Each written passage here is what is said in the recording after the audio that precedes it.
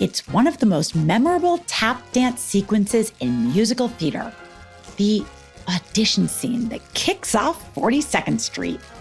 A stage full of hopefuls looking to shuffle, hop, step their way into stardom. Or, at the very least, into the chorus. It's a bit meta. The whole show is the making of a Broadway musical during the Depression. So, of course, all the performers have actually made it onto the Great White Way, following their own auditions.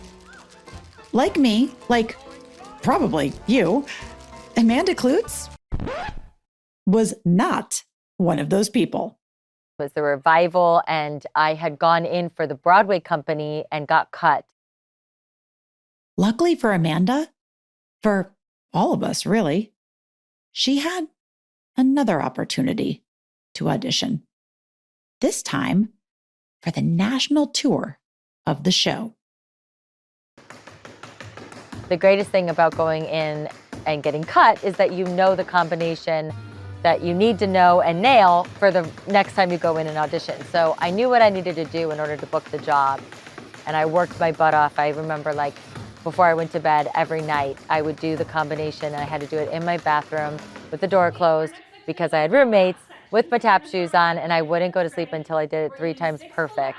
And so when the audition came around, I was ready. You were ready to nail I was it. ready, and I booked it, and I was off of my first national tour.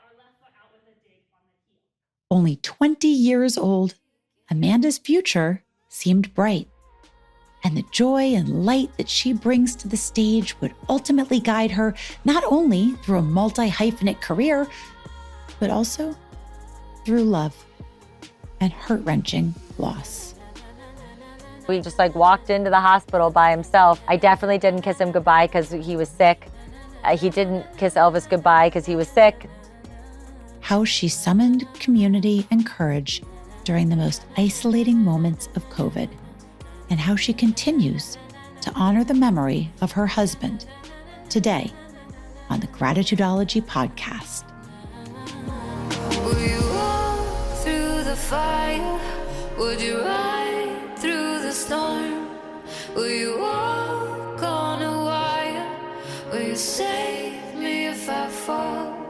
Will you break through the madness? Set us down where we're safe. I'll be right here waiting till you find me again. You probably know Amanda Kloots, whether it's from her fitness company or Dancing with the Stars, hosting The Talk, yeah, she's an Emmy nominee, or from documenting her late husband's struggles with COVID-related complications on Instagram. Everything she does, including sitting across from me, she's just captivating.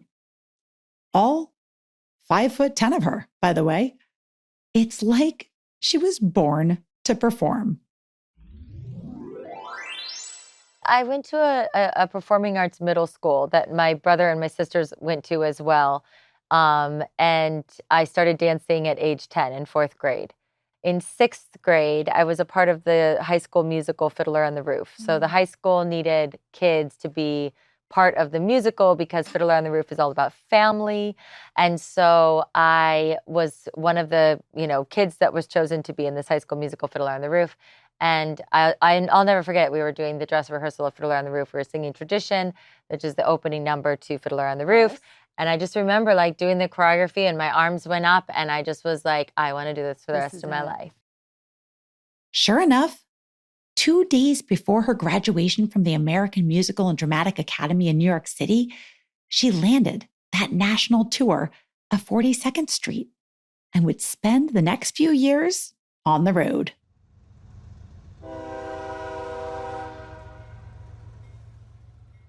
My first tour, I was so young and so excited to see the country. And I had I didn't have anything. You know what I mean? I didn't have a boyfriend. I didn't have a husband. I could just do whatever I wanted to do. So my first tour was all fun. My second tour was Spam-A-Lot. The Spam-A-Lot tour was a big hit. they'd settle into a city for 6-week chunks.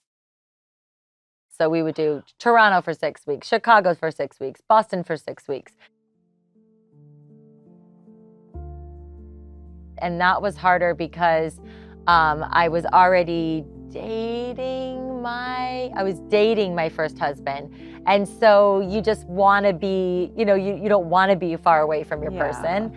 And then my third tour, I was already married to him. So that was really tough. And I was flying back every single day off back to New York just to spend that Monday with him and then flying back. So, it gets harder, I think, as you get older.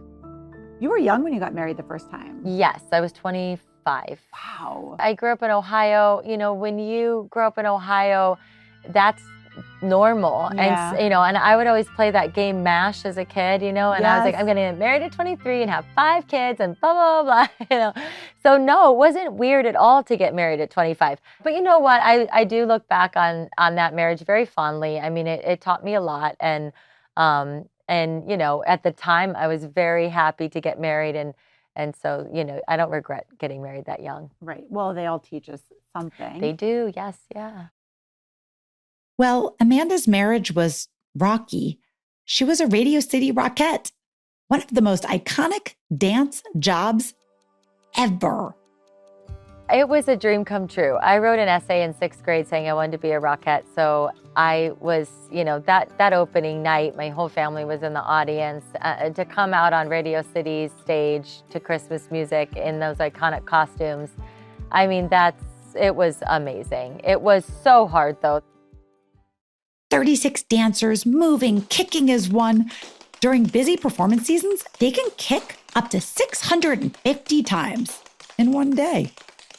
It's extremely technical and precise, and they make it look easy and light. That job is not only physically demanding, it is mentally over demanding because it is all about perfection and you cannot mess up and you have to look like everybody else. And at the time, it was also very body image, important. We had weigh-ins and all sorts of things. So it was a level of perfection that I knew going into. Nothing that, was shock and awe once you were on board. Going into the Rockettes what you're going in for. But it's hard. It's a hard mental and physical game. One of the highlights for Amanda was the media training that came along with the gig, where she learned how to nail on-camera interviews. Day one at Radio City Rockette rehearsal, I was like, what's this? What's media training? And I'm so grateful for it now, since I now am in media. But I always loved the interview parts. And I think they knew that I was always doing a lot of interviews and press stuff for them, which was always fun. Meanwhile, a new show was being developed. A musical adaptation of Woody Allen's Bullets Over Broadway. Like 42nd Street, it takes place behind the scenes of a Broadway show during the early part of the 20th century. Think gangsters, flappers, and who better to be the dancers than a bunch of Rockettes? It was a fun show. It was basically all Rockettes in the female ensemble. And so it was like some of my best friends, and then I met new best friends. Then met my husband. I can hear the smile in Amanda's voice as she talks about meeting Nick Cordero. Even though their love story got cut tragically short, the first feeling I get from her when she brings him up is one of joy. We'll get to how she manages to do that. But first, how they fell in love. We were friends first. When I first met Nick, we were doing the reading of Bullets Over Broadway. And I had never been a part of a reading like this before, but Bullets was slated to be like the next biggest Broadway show. So when I got asked to do this very private reading, which is basically just like the cast, a dream version of the cast in a room for a week or two. And that's where I first met Nick. And I was married at the time, happily married. I met him. I thought, what a nice guy. We had some great conversations. I always thought he was so handsome because he's so tall. But yeah, I didn't think anything of it at all. So through my divorce, of course I had already met Nick and we were already working together and he had become a friend. Honestly, I just found myself confiding in Nick a lot about what was going on with my husband because he's an actor and he's a man. And I'm the type of person that I love men and male friends and male opinions. And I love having chats with men because I love to get that opposite view. And so I started talking a lot to Nick about what was going on. And we just slowly started to become, friends and having these amazing, great conversations. And so as my marriage was falling apart, he kind of came right in. But it didn't happen naturally. I mean, Nick was very much like, you're newly divorced. I wasn't even divorced at the time. We were just, going through the paperwork and everything. That takes a process. And he was always pushing me away. You should just, you've been married for 7 years. Why don't you go date and be around? I'm glad you're having fun with me, but go. And I'm just not that type of person. I don't usually like people. I don't fall for people easily. So I kept, of course, as much as he started to push me away, it just made me want to be come closer to him. Amanda and Nick lived across town from each other. She in East Harlem, he in Washington Heights. Upstate, they'd jokingly call it, because of its location near the northwest tip of Manhattan.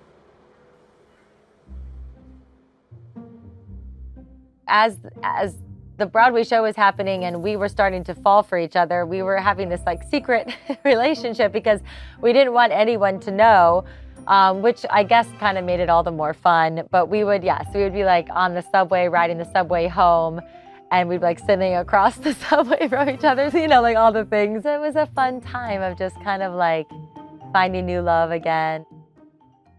Less fun was trying to afford life in New York City. Musical theater is not exactly a stable career.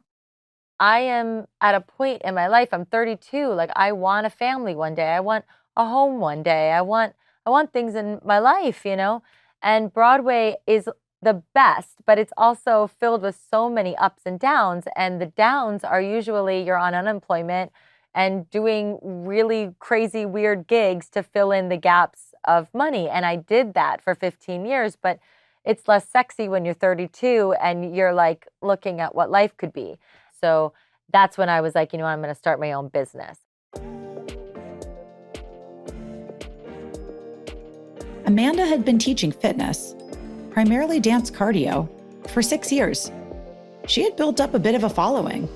I was I'm just going to take a chance. And I'm the type of person that definitely takes a chance but has her fingers in 20 other things just in case. So for a little while before my fitness business really took off, I was still auditioning, still doing things here or there. But I have to hand it to Nick. He was always the one that was just what are you doing? Put all your eggs in this basket. You are a CEO. You need to own your own business. This is going to work out for you. Stop auditioning for shows and tours. This isn't what you should be doing anymore. So he kind of pushed that forward on me. I first met Amanda around this time. Let me tell you, she wore that fitness crown big and bold. What was that like, building your own fitness business? Because that's a little bit scary. Yeah. There's a lot of trainers out there teaching classes where they get $20 or $30 for teaching an hour of fitness. Yes. And then there's the other side of the spectrum where you can create a really viable business. And I did both. So I was working at a fitness, a studio boutique fitness place and making, an hourly rate, but no health insurance. And, I was killing myself 6 to 8 privates and classes a day. And I loved it. But it was, again, one of those things where I was I can't keep doing this because I'm not going to survive. My body won't survive. I'm not getting any kind of insurance and I'm not making enough money. And so when I first started my fitness business, I just was starting to do privates. And I instantly was oh my gosh, I'm doing so much better even just doing private sessions because of what I am able to charge for my time. And then she had an idea. A jump rope class. It just so happened that she was privately training the interior designer, Michelle Gerson Wortel, who made an introduction to the founder and namesake of Bandier, the luxury activewear brand.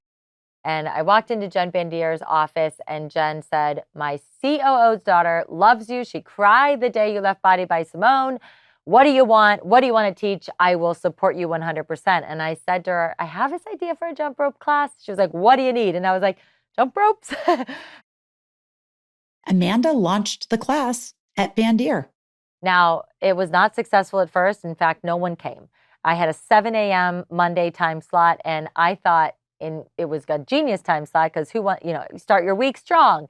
But it was not, and no one came, and I faked it so hard for about 6 to 7 months of just like pretending that people were there, filming things, acting like people were there. The only highlight is that I had been smart enough to hire a publicist. And because it was such a unique idea in the boutique fitness space, nobody had done a jump rope workout or class before, that I was getting a lot of press. So I was doing big articles for Cosmopolitan magazine and, all the Well and Good and Health magazine, all this stuff. So word was slowly getting out, but it did take a good 8 months for anyone to walk into that door and start believing in a jump rope workout. That's such a great example for people to understand at home who are thinking it's not happening fast enough. Yeah. And first of all, also, that was true. But then at the same time, it's fake it till you make it. Yeah. Be strategic. Yeah. Invest in the right parts of the business. Because from my side of the table where I was sitting as a fitness influencer, I was getting invited to your class by your publicist. Right. I was seeing all of those articles. Right. And it looked like you were crushing it as far as I was concerned and everybody else. But soon, she was crushing it. Professionally and personally, everything was just clicking. It was kind of the best of days because I was making more money than I ever had. My classes were beyond sold out with 60 people wait lists. I was teaching privates all day, then teaching classes at night. I was literally exhausted, but working for myself, and it felt amazing. And Nick was on Broadway doing Waitress, and then he was also doing, after Waitress, A Bronx Tale. So we were both living these very wonderful lives, making the most money we had ever had, and living in this apartment together that we found on the Upper West Side that was by far, for both of us, the nicest apartment either of us had lived in New York. And you know what that's like when you move into an apartment, you're like, I actually have a kitchen and there's laundry in the building, even though I have to go to the basement. And I have a separate dining area. You just Magic. feel like, yeah. And so it was a blast, to be honest. Looking out on both Radio City Music Hall, home of the Rockettes, and Times Square, the heartbeat of Broadway, is Del Frisco's, a 3-story steakhouse with a dress code. And if you went there on any given Friday night during this time, late into the evening, Amanda and Nick would be there. We would have lavish dinners at 11 p.m. and just, and I'd eat my face off because I was starving from working out for 8 hours. And he's 6'5", so he could always eat his face off. Feast, cocktails. The bread there was my favorite. We would get the crab cake. We would get the filet, dessert, the lemon cake. I mean, we just feasted and just wobble our way home. Then we just, it was a very lovely, romantic, wonderful time. Soon enough, Nick proposed. To see a photo from their engagement, head on over to @Gratitudeology on Instagram. In 2017, they got married. Then they headed west to Los Angeles. Nick wanted to focus on his music career. And in June of 2019, their son, Elvis Cordero, was born. When March 2020 rolled around, Cordero, family of 3, came back to New York City to gather the rest of their belongings and officially move out of their apartment. Yup, March 2020. And that's when he started not to feel good. I have no idea when Nick got COVID. It's impossible to try to figure out. But he originally kind of started not feeling good in those first couple weeks of March. But then got better. He was around me and my entire family, very close quarters, because in those early days, every day things were getting shut down. So every night It was my mom, my dad, who are in their 70s, and my whole family all together every night. None of us got sick. And then we flew back to California on March 17th of 2020. And then March 19th, my birthday, is when he started to feel very tired. And he was like, honey, I'm so sorry. I know it's your birthday, but can we go to bed early? And I was like, he wasn't hungry. He barely ate his dinner that he made me. The next day, he was still tired, no appetite. And the next day, and the day after that. Like he would sleep for 3 hours, wake up, maybe have like a sip of something, and then go back to sleep. And I just thought he was in depression. I thought he was just like, I don't know. And like he was showing no signs of what COVID was. Yeah. You know, on the news, it was fever, cough, no sense of taste or smell, and you were old. Nick was 41, completely healthy, and he was tired. So we weren't like, you have COVID. He was tired. I swear he had no other symptoms. It wasn't until he fainted one morning changing Elvis's diaper. So they went to urgent care. And when he came out of urgent care, they said they don't think it's COVID. They didn't even want to give me a test because I haven't been around anyone that has COVID. They think I have pneumonia. So they gave me an inhaler and some medication. They told me to maybe sleep in a separate room from you and Elvis. And if I'm not better over the weekend, then I should go to the emergency room. And that was the weekend he started getting really, really sick. None of the medication was helping him. His breathing got really bad. He got even more lethargic. He started to have a cough. And that's when on that Monday, I was like, we need to take you to the emergency room. It was now March 30th, 2020. I dropped him off and I said, I'll pick you up in 2 hours. Like, we didn't have any idea what was going on. And you had a baby and you were here by yourself. Yeah. And I was just kind of like, I don't know where you walk. I mean, like everything was so blocked off. Like I dropped him off on some corner and just like walked into the hospital by himself. And we were like, bye, I'll see you. I'm going to go to the Grove and hang out and wait for you to call. He called and he said, they are going to keep me overnight. They have me on oxygen. 4 a.m., another phone call. He called and said they're taking me to the ICU. When they took him to the ICU, that was like the first time that I was like, what? Like, what is happening? The ICU? Like, that I had never had anybody in the ICU, not a grandparent, nobody. 24 hours pass. It's 4 a.m. again. He called to say they're putting me on a ventilator and I'm going to be out for 6 days. I won't be able to call you or talk to you, but they're telling me that if I go on a ventilator, that my body will be able to rest and it'll be able to get the oxygen that my organs need. I had no idea what a ventilator was. I didn't know the severity of it. I didn't fully comprehend what was happening. So, we said, I love you. And that was the last time I talked to him. Of course, now Amanda understands all too well what was happening.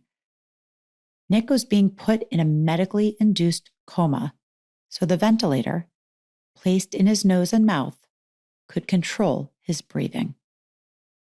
I was very much positive, though, because, the doctors were all saying, Nick is 41. He's a healthy guy. It's going to be okay. And then a couple Broadway actors had reached out to me going, I was also in the ICU on a ventilator for 6 days. I'm out of there. There's a couple days of rehab that you'll have, but like Nick's going to make it. Everything's going to be fine.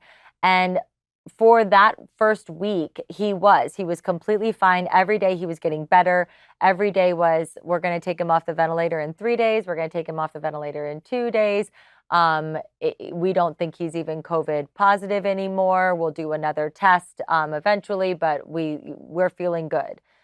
So it was all looking very, very positive. The day they were going to take him off the ventilator, he spiked a fever in the middle of the night, and his heart stopped. They had to resuscitate him, and that he died on the table for 2 minutes, and that his life is minute to minute, and they want to put him on an ECMO machine, which is a machine that runs his heart and lungs, and that's the only thing that will save his life. And do I have my consent to do this thing very quickly or else he will die. And we'll call you once he's on the ECMO machine to see if he's still alive. That's when I really lost it, probably for the first time. I could not breathe. Yeah. So it's an unimaginable thing to get through, especially alone. And so many people during lockdown were dealing with things alone, whether it was a young mother-to-be being pregnant and having to go through the pregnancy alone, or being a partner of somebody who was sick. Yeah. Or just being an old person at home alone, scared. Or even just anyone home alone. Being alone is terrifying. Terrifying. Yeah. I mean, thank God for Elvis. As hard as it was to be a single mom, thank God for that little boy, because he kept me busy and smiling and cuddled and At home, it was just Amanda and Elvis. But online? My life was very much on Instagram from my fitness business. And I had a very small, loyal Instagram following. And I was always very candid on Instagram with, what I was doing and where I was and showing who I was. And then when Nick went into the ICU, that's when I was like, I have to say something, because I can't feel like I'm living two different lives. I also felt very much that it was important to say that my husband's 41, he's perfectly healthy, and has COVID. Because again, at the time, it was affecting older people, and if you were young, you would be okay. And so I felt like it was a very, very important to let people know that maybe you should take this seriously. Quick rewind. December 3rd, 2018. I released my first single, Nick writes on Instagram with 2 exclamation points. I'm really proud of it, and I can't wait for you guys to hear it. The song, he tells his followers, is called Live Your Life. So, in spring of 2020, after Amanda learned that playing music for Nick over FaceTime had improved his blood pressure, she asked her Instagram circle to all play the same song at the same time. Nick's song. And before she knew it, she had started a movement. Every day, people would sing, dance, and pray alongside Amanda. I remember my family did it. We would all get together at 3:00 online and off. We were all on that journey with you, Amanda. Yeah. I mean, really, the whole country was. Yeah, the whole world. I get chills thinking about it. But within the walls of the hospital room, Nick was facing setback after setback. So he was on ECMO, a machine that runs your heart and lungs. Luckily, he got off that machine, but when they put him on that machine, there was a cannula, which is a tube that should have gone into his artery, but went into his vein instead. And this caused a blood clot before they could help, what was going on. The blood clot was in his right leg, and to make a long story short, it caused so much damage in his lower half of his right leg that they had to amputate from above the knee. And because of that, also the blood thinners and all of the blood pressure medicine, all of his fingers were black and his toes on his left side were black. So he most likely would have also lost all of his fingers and his toes on his left side if he would have survived. Dialysis to run his kidneys, abnormal heartbeats, which led to a temporary pacemaker, which led to a feeding tube, which led to a trach. It was just like a spiral. It just nothing could ever get fixed. And the damage that was done to his lungs there were huge holes in his lungs that were just filled with mucus and infection and septic shock almost like every couple days. At the same time, he was losing so much weight that, he came into the hospital at 260 pounds. He died at 140. He was complete bones. Because he was lying there and he couldn't move, over time he developed huge bed sores. Were you able to be in the hospital? Eventually, yes. Yeah, I had to fight tooth and nail to get in there every single day, but there's nothing like a relentless wife and mom. I mean, I didn't care how much they told me no. I mean, I called every day and with a positive attitude going, is it impossible that I could come in today, even for 10 minutes? And they would say no, or they would say yes, depending on, how the hospital was. I mean, and that only happened because he was not COVID positive anymore. He was not on a COVID floor. He wasn't a COVID patient. He was just, in the ICU trying to recover from all the COVID problems that happened in his body. So there would be something awful that I had just learned about Nick, or something, about his status or something. And then I could somehow get online at 3:00 and sing my face off to Live Your Life, and then laugh with my sister Anna as we would do a live for an hour afterwards, and then call the hospital and immediately go back to like super dark.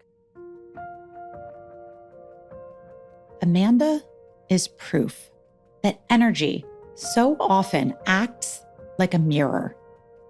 What you put out will come reflecting back to you. I remember watching her Instagrams, just being so inspired. She was going through absolute hell, but somehow making all of us at home feel better. And she tells me she could feel that, and it helped her.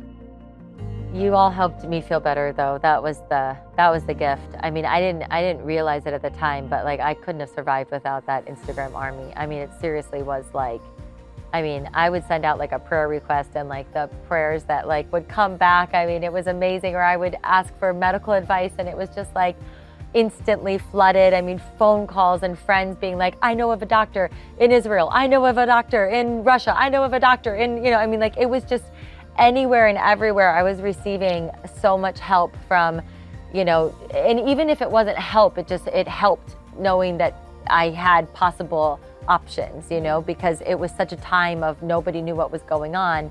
So it felt like optionless, but I felt like I was flooded with options and help. So it was really like, it was a good, you guys gave me a lot too. Soon, Amanda's family was able to come help her in person. Her sister, Anna, her brother, Todd, and her parents. They all saved me and helped me raise my son, because I was incapable of being a mother for most of the days that I was going through all of that. Anna, Todd, and I are like, we went through war together. I mean, like we all took care of each other. Like it was the most beautiful time of just being like family first, and it didn't matter. And there was nothing else that mattered, because there was really nothing else going on. So that was the gift too. Like if somebody got sick now, while you all have jobs and we all have kids and work and life and everything, you couldn't focus on what we had to focus on the way we could when the world stopped. Like it was a blessing and a curse, but for me, they had nothing else to do but help me. It was like, thank God I had them there, because it was, they could put all their attention into, cooking dinner or cleaning the house or playing with Elvis while I was at the hospital, or hugging me when I would come home. It was crazy. It was a weird time. It almost doesn't even feel real. Despite all the positive energy, despite all the support from family and friends, despite Nick's young age, he was just not getting any better.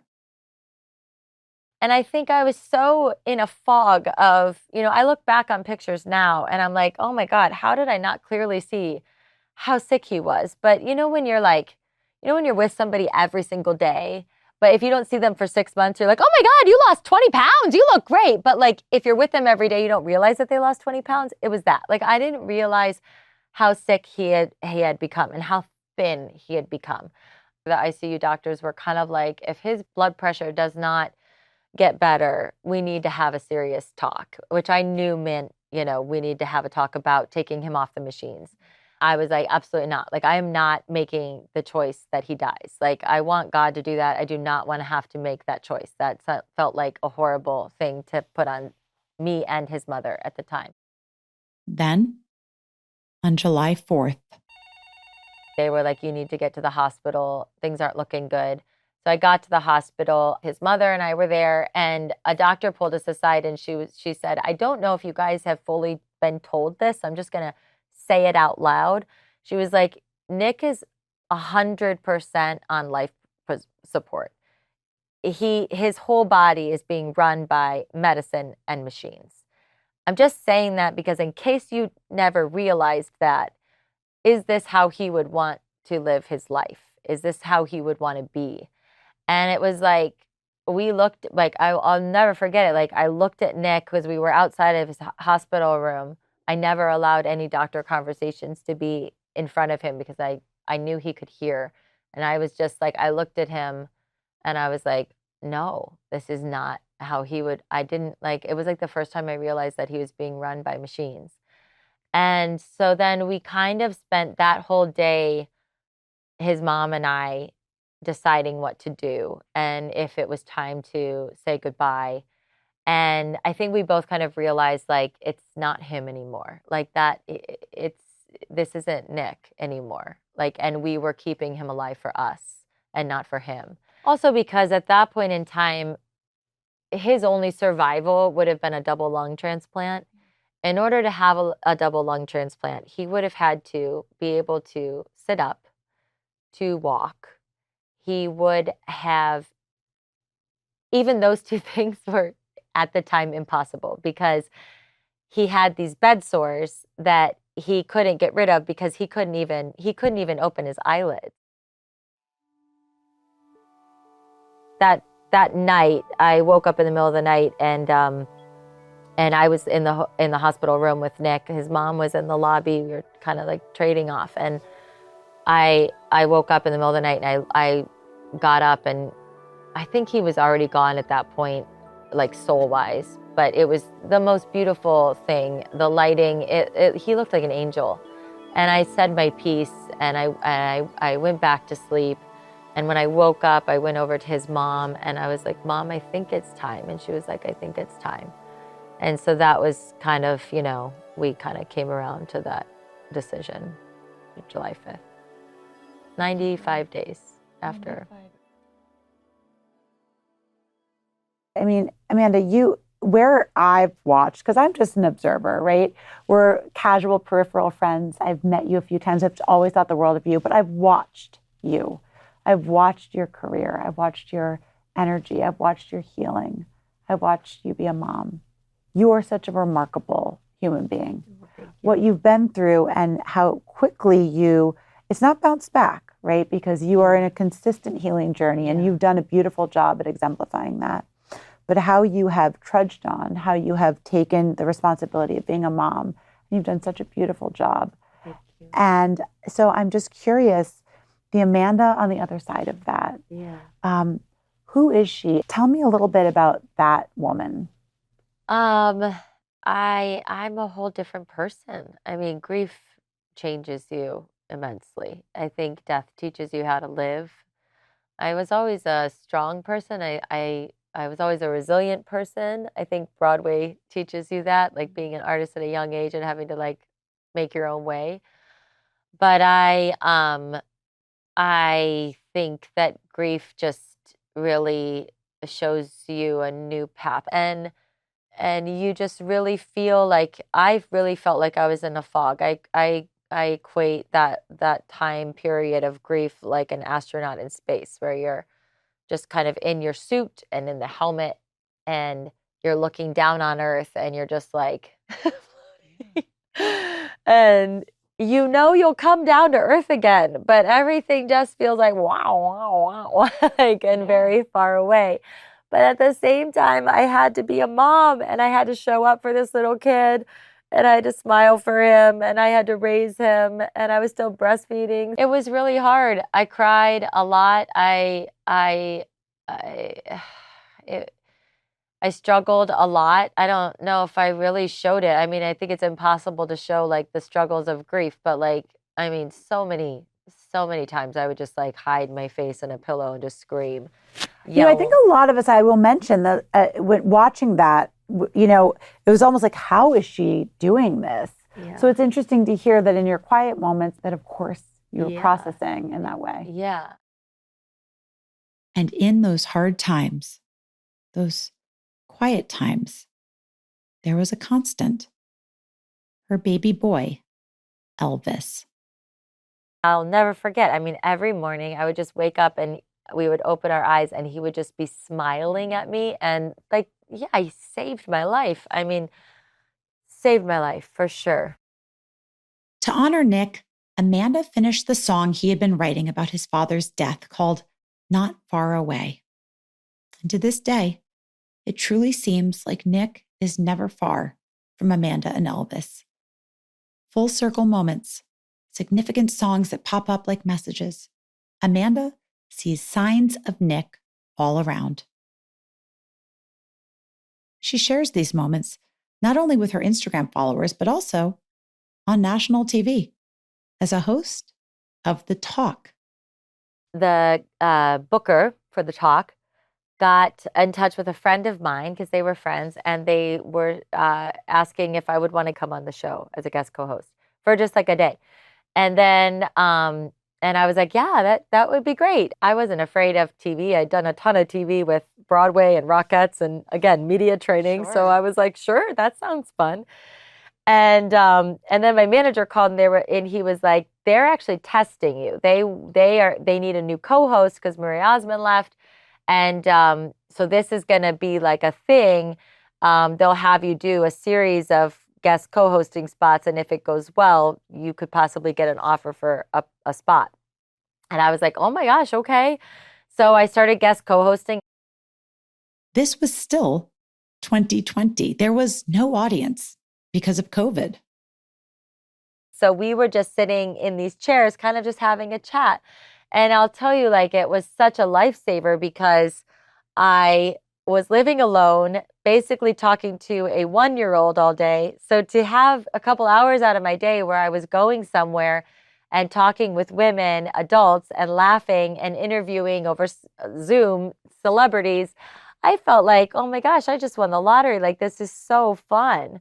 Then after my 12th time, they offered me a full-time position. And I mean, I'll never forget it. It was the first like consistent job I had ever had in my entire life. Right. Like a salary, a paycheck, and a weekly that was like secure. And the studio lot was 8 minutes from my house. And I had, it just felt like I had won the lottery. It was wonderful. I mean, we all just got nominated for an Emmy, which is insane to think that I'm an Emmy-nominated host. It's so exciting. It's wild, and so yeah, that was. I think right now is sort of the best of times over there. That's wonderful. Yeah. So, what does life look like for Amanda Kloots today? Oh gosh, well, a day in the life is. I mean, I do the talk on Monday through Thursday, so that's my stable job. And then after that, I've just found a passion in creating new material. I found that when I did Fit for Christmas, which was the Christmas movie that I did, and I just fell in love with creating a concept and then seeing it happen and acting again, starring in it.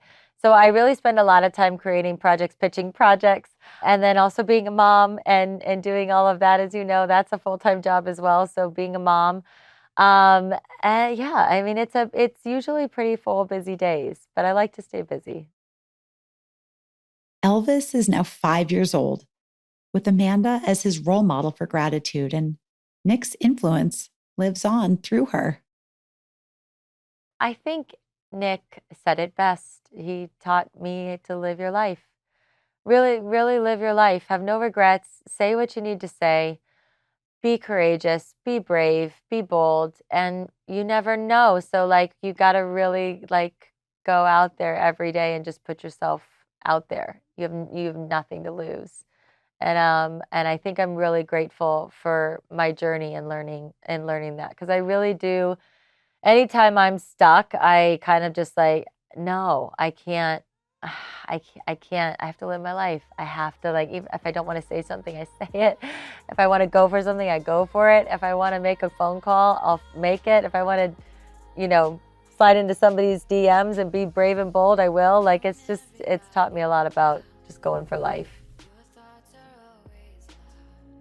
Amanda Kloots, thank you so much for your courage to share so much with all of us. The good, the messy, the times when you can't necessarily tell the difference. I think I speak for a lot of people who were singing and dancing along with you and have continued to watch you over the years when I say how you brought us into those moments with you was just really very special.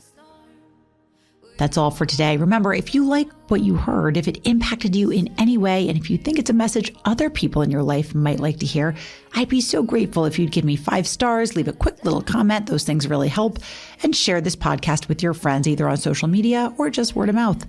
I'm on a mission for us all to help each other focus on expanding our attention towards what's good in the world rather than focusing on what's bad, one person at a time. If we all did that, even to our own little sphere of influence, the world has the potential to be a much more radically awesome place. Stick with me, friends. I've got your back. We're in this together, and it's a great day to see the greatness in the day. See you next time. The Gratitudeology podcast is written, executive produced, and hosted by me, Jamie Hess. Sound design and studio production by Gotham Production Studios. Our theme song is Maze by Hills, sung by Nadia Ali. And don't forget to follow us on Instagram at Gratitudeology. Set us down where we're safe. I'll be right